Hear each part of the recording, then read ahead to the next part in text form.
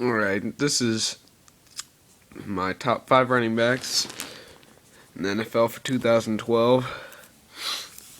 And at first, the number 1, Adrian Peterson. I've always liked Adrian Peterson. He has a good work ethic. He's just always been consistent. He's been plagued with injuries last year and prior years, but I still think he's the best. And anyway, there's number 2. I'm gonna have to go with Ray Rice. This is a bit biased because he was on my fantasy team and he did me very well. I mean, he's only like 5'8" and 230 maybe. But he's so good at blocking. He can do both receiving and rushing. Number 3, Arian Foster. He had a bit of a drop off last year because of his injuries. And also, you can't just come back and have a bigger season than he did 2 years ago when he led the league in rushing. He was still like 5th in rushing, I believe. And he still brought the team to the AFC divisional round. And still a very consistent runner. He'll still be for years to come. Number 4, since I do know a lot more about him than I do a lot of running backs, Matt Forte.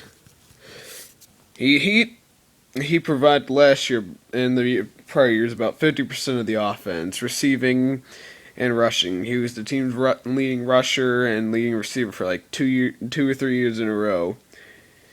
And I think he's just gonna have a comeback year next year. Number 5, I'm gonna have to go with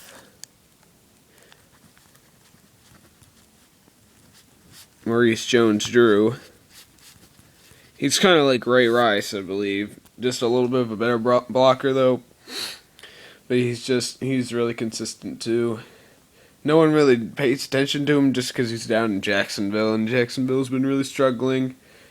Now they have Justin Blackmon, who just got arrested for DUI, but anyway. Yeah, him and Ray Rice are very similar, just he didn't put up the numbers like Ray Rice did. And I do have 2 sleepers. My first sleeper that did not make the cut was LaShawn McCoy.